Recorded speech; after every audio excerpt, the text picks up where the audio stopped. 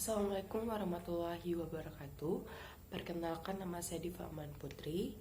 Di video kali ini saya akan membahas mengenai perbedaan antara penelitian kualitatif dan kuantitatif serta penerapannya dalam penelitian hukum.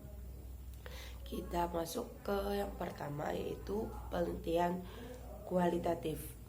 Definisi dari penelitian kualitatif berfokus pada pemahaman mendalam tentang suatu fenomena.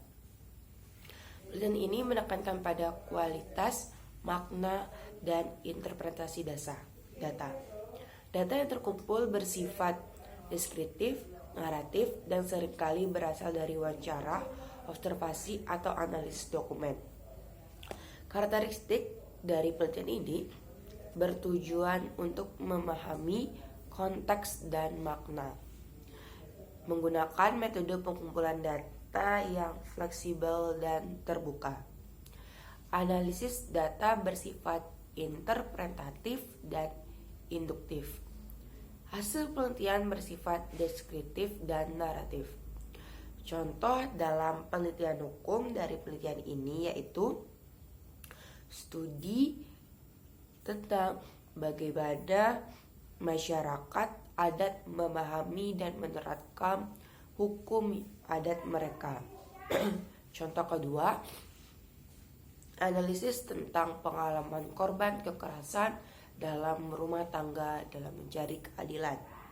Analisis ketiga yaitu penelitian tentang efektivitas mediasi dalam penyelesaian sengketa perdata. Selanjutnya kita masuk ke penelitian kuantitatif. Definisi dari penelitian ini yaitu berfokus pada pengukuran dan analisis data numerik. Penelitian ini menekankan pada kuantitas, statistik, dan generalisasi. Data yang dikumpulkan bersifat numerik dan dapat diukur. Karakteristik bertujuan untuk menguji hipotesis dan mencari hubungan sebab dan akibat, menggunakan metode pengumpulan data yang struktural dan terstandarisasi. Analisis data bersifat statik dan deduktif. Hasil penelitian bersifat numerik dan dapat digeneralisasikan. Contoh dalam penelitian hukum: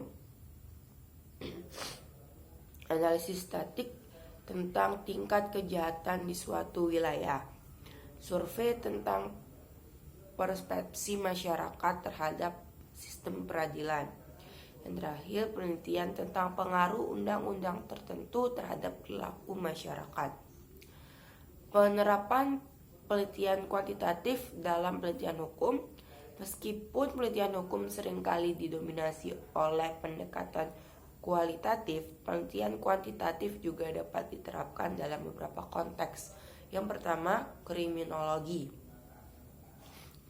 Analisis statik tentang tingkat kejahatan, faktor-faktor yang mempengaruhi kejahatan, dan efektivitas program pencegahan kejahatan.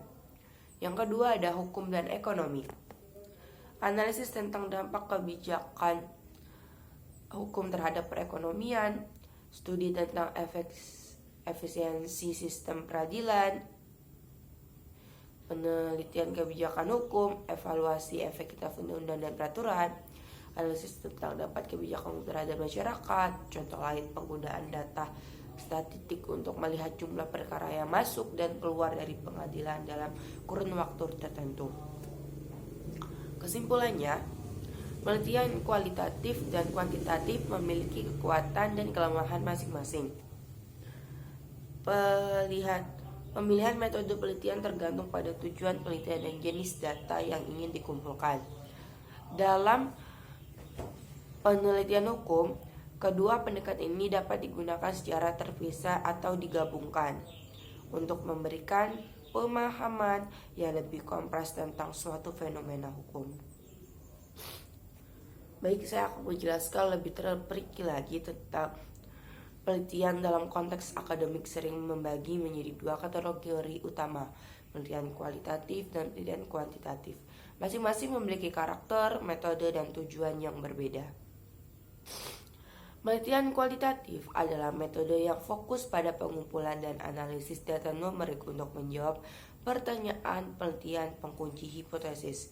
Metode ini sering menggunakan teknik seperti survei, eksperimen, dan analisis statik.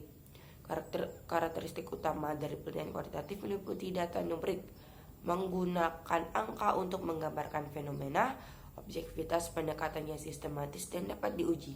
Generalisasi dapat diterapkan pada populasi yang lebih luas. Selanjutnya, penelitian kuantitatif fokus pada pemahaman mendalam tentang fenomena sosial, perilaku, atau pengalaman manusia.